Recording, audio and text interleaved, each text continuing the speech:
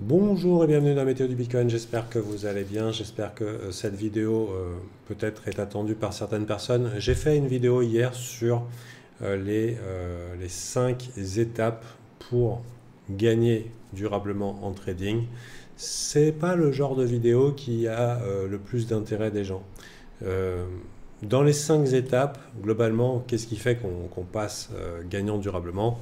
Il y a très peu de personnes qui vont passer ces étapes-là, mais ou ne serait-ce que vouloir savoir qu'elles existent. Et je dirais que si 95% des gens échouent, il y a aussi plus de 95% des gens qui ont vu passer la vidéo, qui ne sont même pas intéressés pour la regarder. 95% des gens qui ne veulent pas passer au-delà de l'étape 1, ne serait-ce que d'aller au-delà de l'étape 1 dans la vidéo ou dans leur expérience des marchés. Et au fur et à mesure, comme ça, on est pur. Donc je vous souhaite de regarder la vidéo en entier, de regarder toutes les étapes et de les traverser pour pouvoir atteindre la rentabilité durable sur les marchés. C'était ma petite contribution, petite auto-promotion ici pour cette vidéo qui, à mon avis, dans la forme, est nulle, hein, puisque c'est moi qui me filme avec un petit côté, c'est un petit peu sombre, l'éclairage, pour une raison quelconque, ce jour-là, il n'a pas bien pris. Donc, du coup, voilà, il n'y a pas de floriture, il n'y a pas de divertissement, il n'y a pas d'agitation de bras en l'air et des blagues toutes les 2 secondes. C'est juste très sérieux, comment réussir, quoi, avec mon expérience. Donc. Et, du coup, voilà, sous la forme, probablement à chier, sur le fond, ultra important. Donc, du coup, la balle est lancée. Maintenant, Bitcoin, j'ai envie de faire une petite remarque, plusieurs petites remarques. Déjà, la différence entre l'anticipation et la réaction.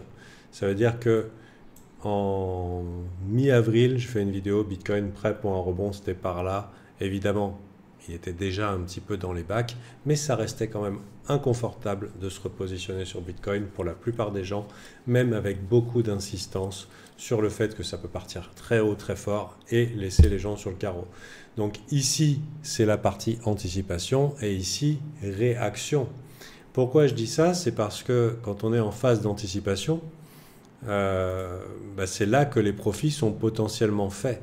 L'idée était un premier low weekly sur une tendance haussière, donc plus haut sommet, plus haut creux, plus haut sommet, plus haut creux, même monthly, hein, plus haut sommet, plus haut creux, très visible cette tendance. Donc théorie de dos, tendance très forte. Moi, macro, Bitcoin est magnifique, hein, il n'y a pas de souci ici. Et du coup, par anticipation, se dire, ok, est-ce qu'on ne serait pas dans la création après plusieurs échecs, plusieurs mèches dans la création d'un plus haut creux, en vue d'aller retester les ATH. Et ça, c'est l'anticipation qui permet de s'asseoir sur des profits consistants. Constater à l'ATH que c'est bullish, c'est de la réaction.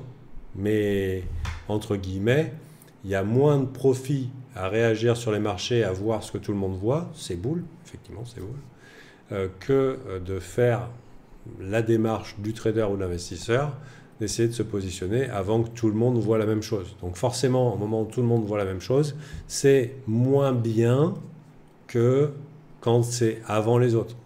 Comprenez que les gens qui ont pris position sur un Bitcoin moins 30%, Bitcoin 30% de chute, on n'a pas envie d'être bearish, quand c'est entre guillemets ce qui est fait n'est plus à faire, une fois que c'est fait, c'est plus à faire. Et quand ça devient ici, du coup, qu'est-ce qu'on a? Moi, je vois des gens qui sont dans le regret d'avoir manqué l'opportunité, pas forcément la FOMO, ou alors qui se tiennent le kiki en attendant que leur bague d'alt pump, ce qui est bien possible, hein. On commence à avoir des petites rotations se manifester, runes, hype, etc. Pareil, un petit peu tardif ici pour être dans l'anticipation, plus dans la réaction, mais ça ne veut pas dire que c'est pas boule, joie cookie, ce genre de choses. Il y a quand même pas mal d'occasions.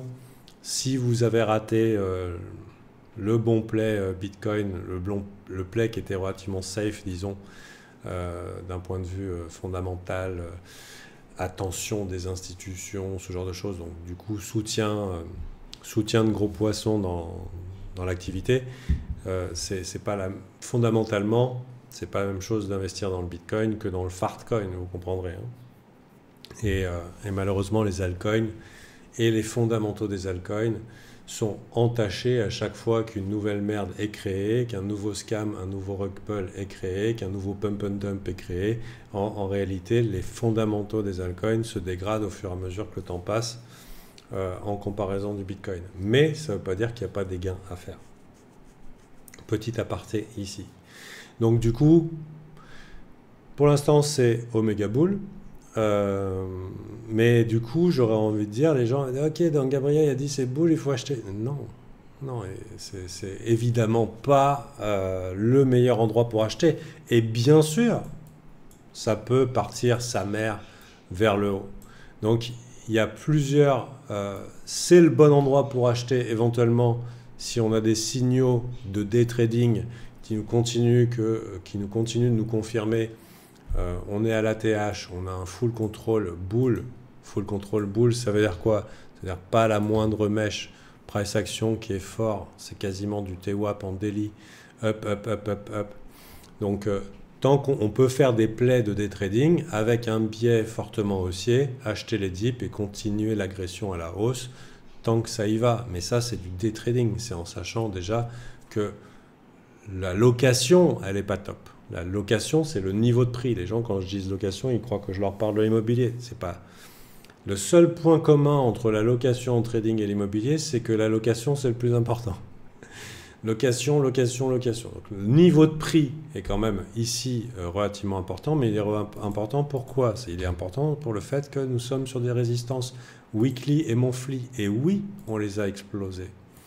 Mais même si on les explose, ça n'empêche pas qu'il peut y avoir des turbulences, des va-et-vient, des ha-ha-ha, on vous avait bien pris par surprise, etc. etc. Pour l'instant, ultra bull, attention mondiale, toutes les 2 heures un nouvel ATH. Donc les médias, les Forbes, les Fortunes, les machins, les BFM Business, etc. qui disent vas-y, balancez les sous. Donc là, c'est l'occasion, entre guillemets, d'attirer les gens motivés pour acheter les plus impatients. Mais court terme, on peut profiter de ça et pourquoi pas avoir des... Ça peut continuer longtemps, hein, vu que la majorité des gens sont exposés sur Alt, très peu sur BTC, et qu'en macro, c'est vraiment bullish. Mais n'empêche que d'un point de vue long terme, weekly, monthly, je ne mettrai pas de côté, et là je parle du coup pour les investisseurs, dire ok, moi je suis investisseur, est-ce que c'est bon pour acheter du Bitcoin ici? Techniquement, long terme, ça a l'air d'annoncer clairement que ça va bien se passer. Ça va bien se passer. Et étrangement, et ça on a donné raison à des gros contre-indicateurs dans cette zone. Je ne sais pas si vous avez vu ce mec là qui était l'ex-millionnaire exécutif chez Google qui fait tout le temps des vidéos en terminant ses vidéos en disant en tant que millionnaire. Donc, qui disait que Bitcoin c'était voilà, la réserve du futur et tout. Donc là, bien placé le timing pour lui et j'ai été un petit peu surpris ici. Mais bon, quand ça veut, c'est parti, mon kiki, merci, voilà. Donc, je peux m'attendre quand même, on peut s'attendre, même si on signale que la tendance haussière monthly, elle tient la route, on peut s'attendre quand même à des dips. Et en général, les dips, ils sont relativement inévitables. Mais tant que les gens attendent le dip, évidemment, on va les faire FOMO, on va leur faire courir après. La meilleure stratégie pour vendre du Bitcoin aux gens cher, haut et fort, c'est de s'assurer qu'il n'y ait aucun dip autorisé et que les gens ne croient absolument plus possible la moindre chute. Et du coup, à 120, 130, je pense que, surtout si on y va doucement, ça va devenir insoutenable pour certaines personnes en termes de FOMO. Et en fait, la question qui va se poser, c'est à partir de quand, même si on a déjà vu les gens qui commencent à chanter, à partir de quand le million sera sur toutes les lèvres et que ça sera impensable qu'on aura le moindre dip.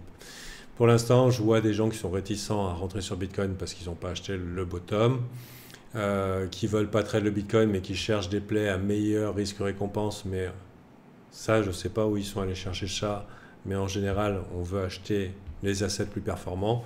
Tu as le choix entre Amazon et ses discounts. Amazon, leader du marché, tu achètes ses discounts parce qu'il va rattraper Amazon.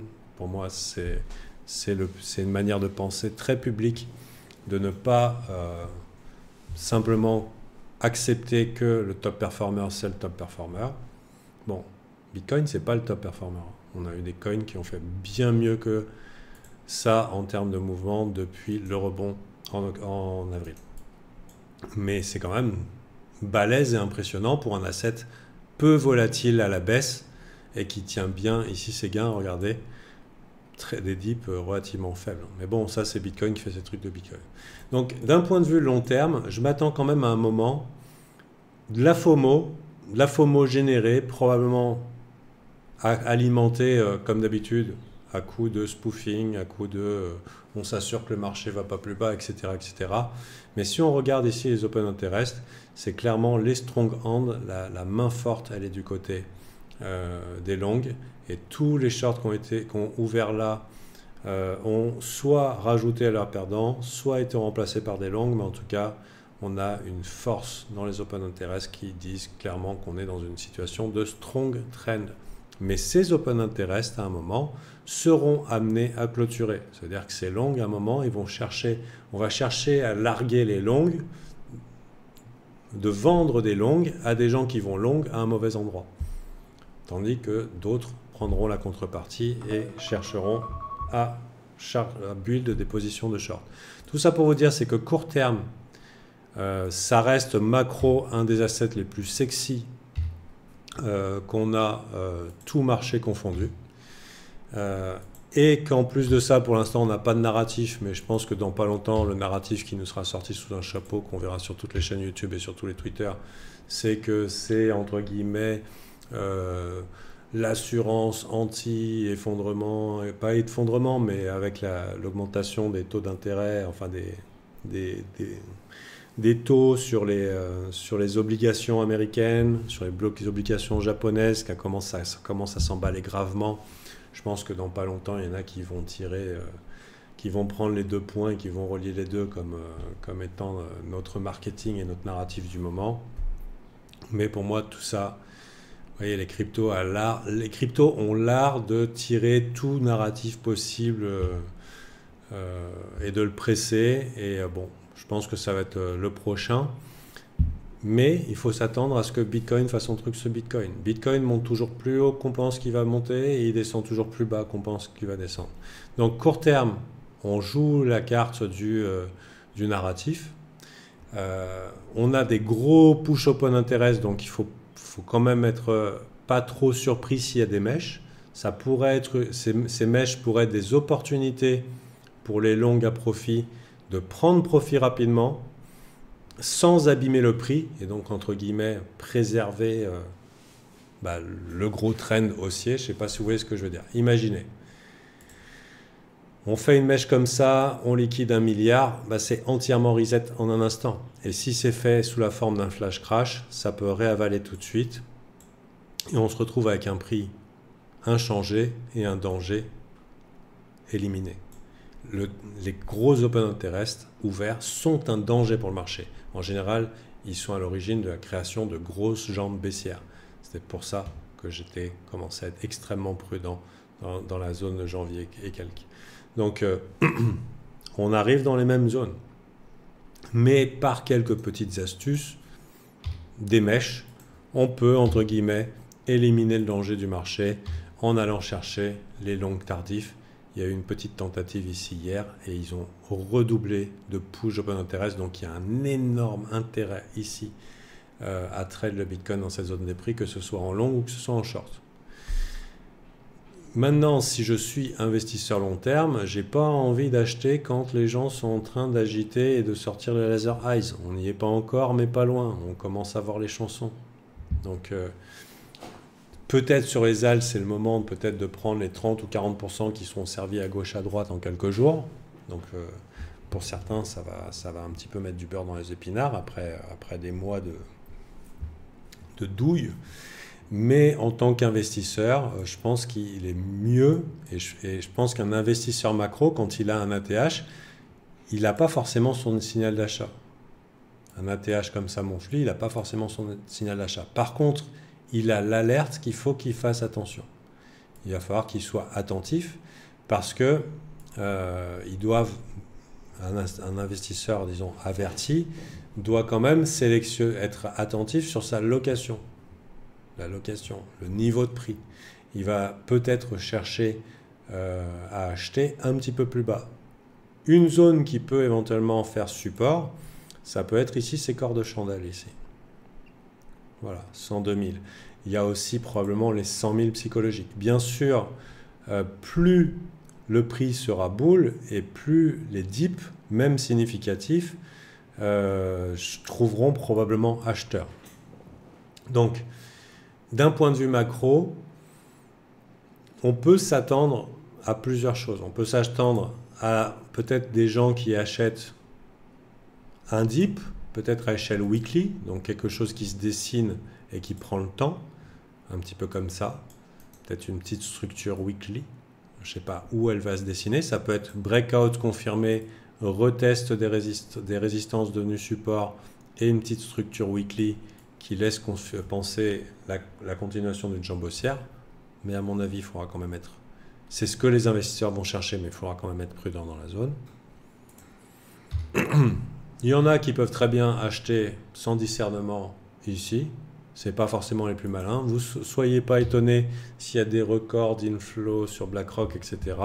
Les records d'inflow arrivent souvent sur des pics, que ce soit des pics point bas ou point haut, ça arrive souvent parce que les mecs de BlackRock, ce n'est pas BlackRock eux-mêmes, hein, ce sont des gens qui FOMO comme tout le monde ou qui paniquent comme tous les autres. Donc il y a du volume, c'est normal.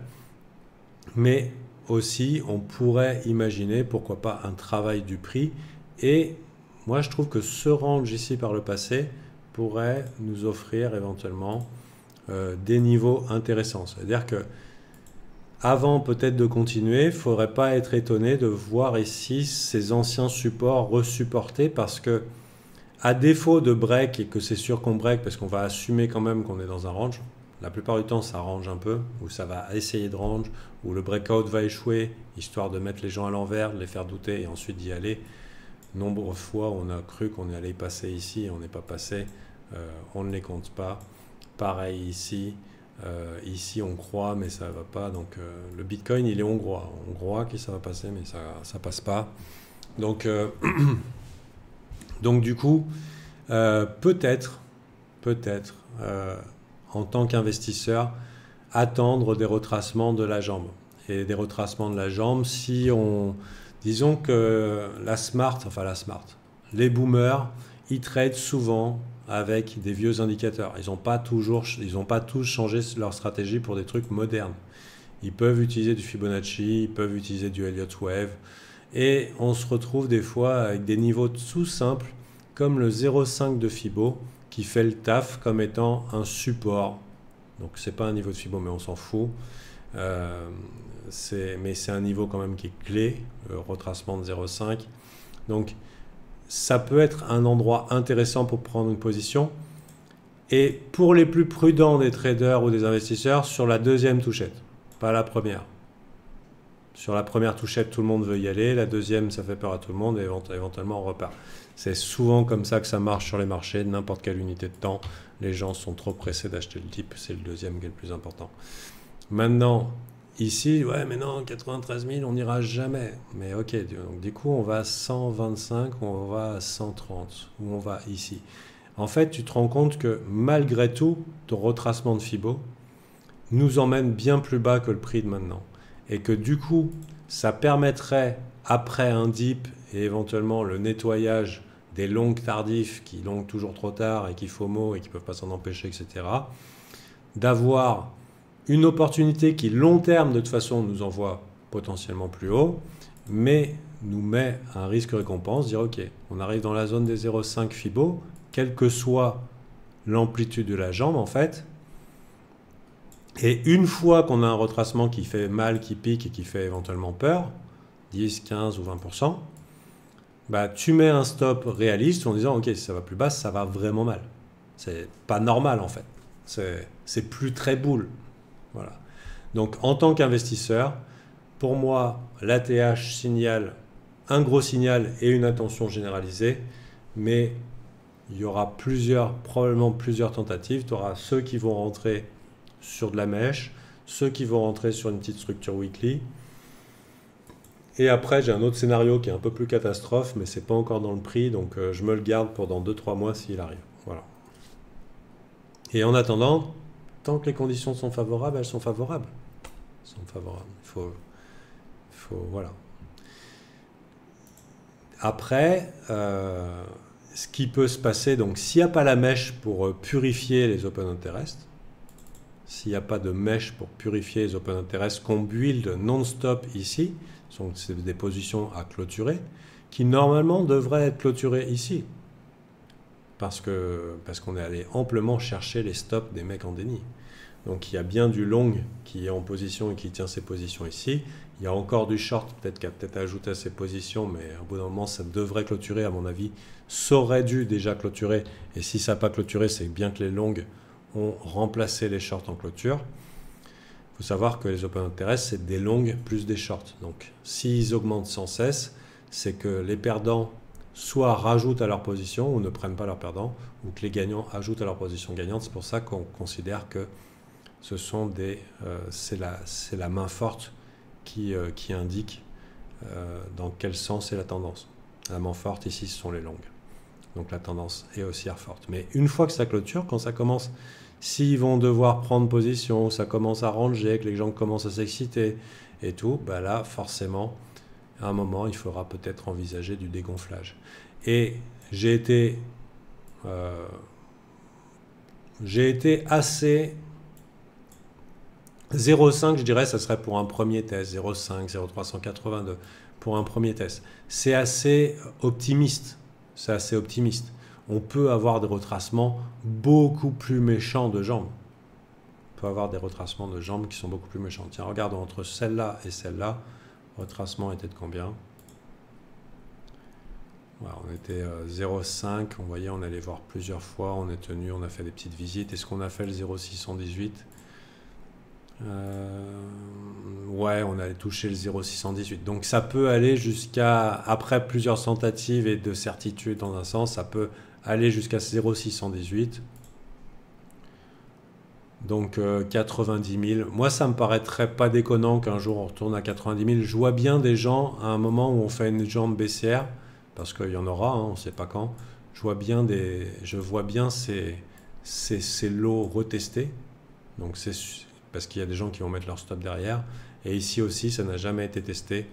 Donc il y a deux endroits où les stops n'ont jamais testé. Il y a celui-là, mais pour arriver jusque-là, c'est vraiment que les conditions ont changé. Je ne sais pas si ça vous a paru obscur ce que je vous ai dit. Je pense que dans la communauté française, vous avez quand même beaucoup de connaissances d'analyse technique et tout. Mais je pense que j'ai été relativement clair, dire ok, pour l'instant, c'est pas la peine de shorter le marché le plus bull des États-Unis. Bien sûr, au moment où je vous dis, ça se trouve, ça peut aller vers le bas. Ça, c'est à monitorer en temps réel avec des stratégies de day trading. Niveau investissement, évidemment, tous les investisseurs du monde ont la main sur le portefeuille. Mais comme je vous dis, en général, ils ont des stratégies pour avoir des meilleures locations et pas être le pigeon qui achète l'ATH exactement. Parce que souvent, par le passé, les ATH nous ont occasionné des jolies chutes. Voilà. En parlant de reset, regardez, ce reset là, il y a eu des grosses chutes comme ça fait peur, ça calme les ardeurs et des fois ça donne du jus pour un petit peu plus de temps. Donc pour l'instant, on a un Bitcoin qui est fort, on a les spotlights qui sont sur la crypto. Et bah écoutez, tant mieux, mettez-vous en plein les fouilles, c'est ce que je vous souhaite. Et puis voilà ma contribution pour aujourd'hui.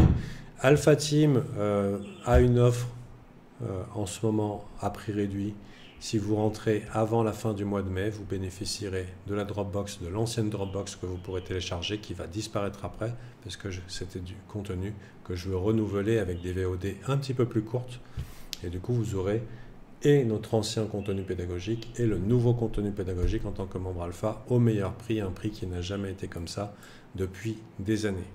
Sur ce, bisous bisous, j'ai rien d'autre à dire, j'aurais dû dire salut ou prout, mais voilà. Bye bye, prenez soin de vous. Et puis, comme disait un YouTuber à une époque, respect the pump, respectez la pump. Si vous décidez d'aller contre tendance sur l'asset le plus fort de la décade, bah, prenez vos profits rapidement, parce que ces marchés-là ne se retournent. Un marché fort comme ça ne se retourne pas instantanément. Donc je vois plus des narratifs se greffer pour justifier, entre guillemets, parce que quand tu arrives à un ATH comme ça, que vont dire les médias? Ils vont dire, pourquoi ça monte? Le rallye a eu lieu simplement sur du déni et des gens qui ont été, qui se sont fait prendre un revers après 3 mois de chiasse et de rebond interdit.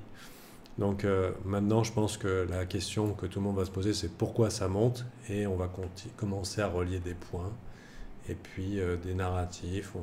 On a connu Gold 2.0, on a connu Digital Cash, ça peut être n'importe quoi. On a connu les abeilles électroniques, Hornet, Electronic Hornets. Donc voilà, le rein du futur, ce que vous voulez, mais en tout cas pour l'instant, on respecte la direction. Plus au sommet, plus au creux, full control bull. Jusqu'à preuve du contraire, on respecte ça et on peut avoir des stratégies buy the dip. La stratégie buy the dip, alors on a aussi, dernier nota bene, et ça sera pour ceux qui regardent les vidéos jusqu'au bout. Il y a un cas où ça peut changer. Évidemment, la majorité des gens n'ont pas pris ce trade. Même les plus avertis, soit ils n'y croyaient pas, soit ils ne voulaient pas, soit ils étaient dans le déni. Ça ne serait pas monté aussi amplement. Je veux dire, la target réaliste, c'était les 100K chiffre rond psycho, les stops qui étaient là. Ça ne serait pas monté aussi facilement et amplement si la majorité était déjà grosse couille dans le Bitcoin. Non. Donc, il y a beaucoup de gens qui sont dans le regret. Et vu qu'ils sont dans le regret, ils pourraient être susceptibles d'être très enthousiastes à l'idée d'un gros dip. Et du coup, ça veut dire que, par exemple, ce qu'on veut voir sur des gros dips, si vous êtes bullish évidemment, ce que vous voulez voir sur des gros dips, c'est des gens qui shortent en disant « ouais, j'étais sûr que ça serait pour de faux, etc. » Et finalement, ça n'y arrive pas, parce que la tendance est très forte, c'est dans le graphique, etc.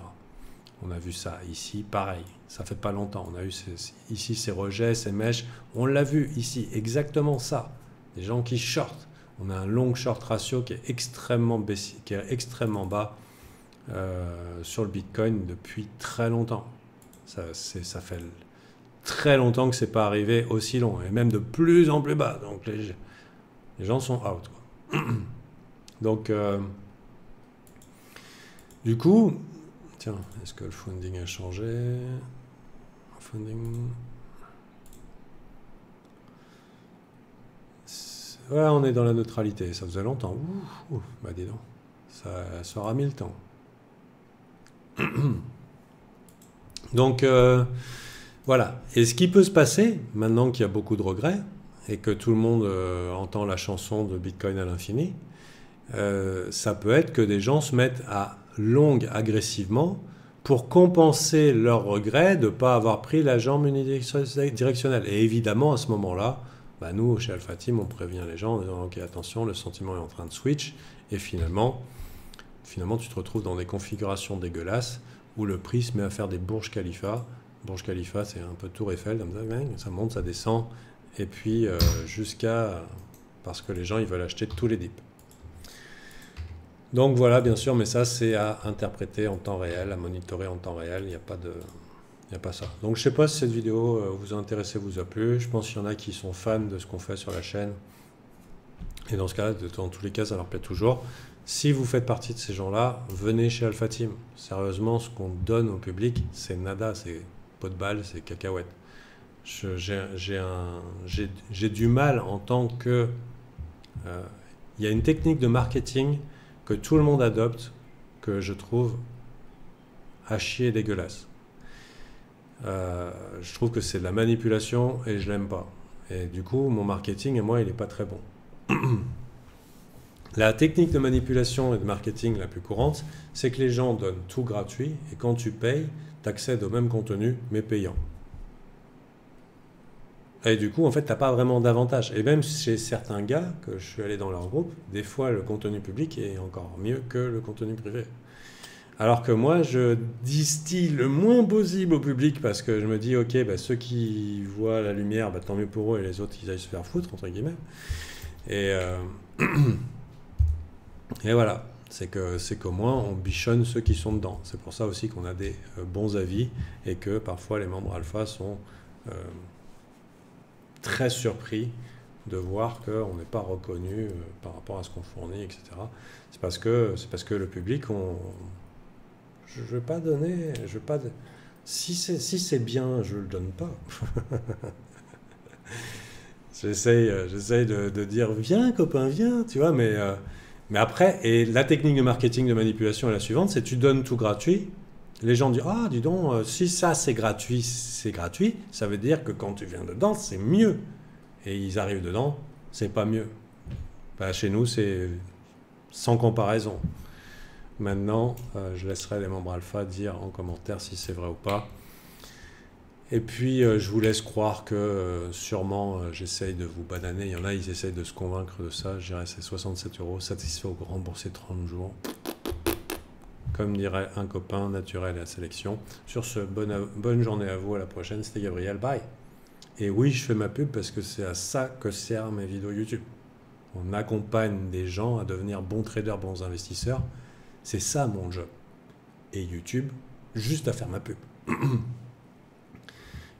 C'est tout. Voilà, la vérité toute crue. À plus.